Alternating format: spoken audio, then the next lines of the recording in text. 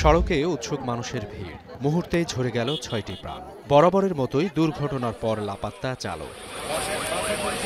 Fire service জানায়, ময়মনসিংহ থেকে ৫ জন যাত্রী নিয়ে একটি অটোরিকশা শেরপুর শহরের দিকে যাচ্ছিল। সদর উপজেলার ভাতশালা জোড়া পাম্প এলাকায় পৌঁছালে বিপরীত দিক থেকে আসা ঢাকাগামী রিফাত এন্টারপ্রাইজের যাত্রীবাহী একটি বাসের সঙ্গে সংঘর্ষ হয়। এতে দুমড়ে মুচড়ে যায় অটোরিকশাটি। ঘটনাস্থলেই নিহত হন ২ নারীসহ সিএনজি অটোরিকশার ৫ যাত্রী।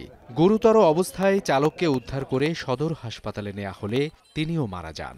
সিএনজি এবং রিফাত নামে বাসটির সাথে সংঘর্ষ হয়ে ৬ জন ডেড। দূরপাল্লার বাসগুলো খুবই দ্রুতগামী চলে। ড্রাইভিং লাইসেন্সগুলো যেগুলো আছে সেগুলো আসলে ঠিক আছে কিনা এগুলো দেওয়া দরকার। বাসের বেপরোয়া গতির জন্য হয়তো এই দুর্ঘটনা ঘটে থাকতে পারে আমরা মনে করছি আর কি। দুর্ঘটনার পর চালক পালিয়ে গেলেও জব্দ করা হয় বাসটি।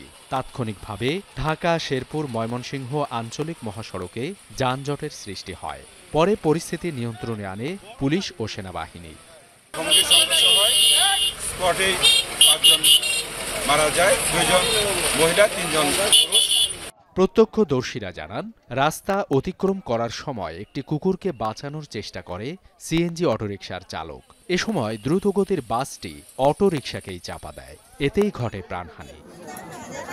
এখন শেরপুর।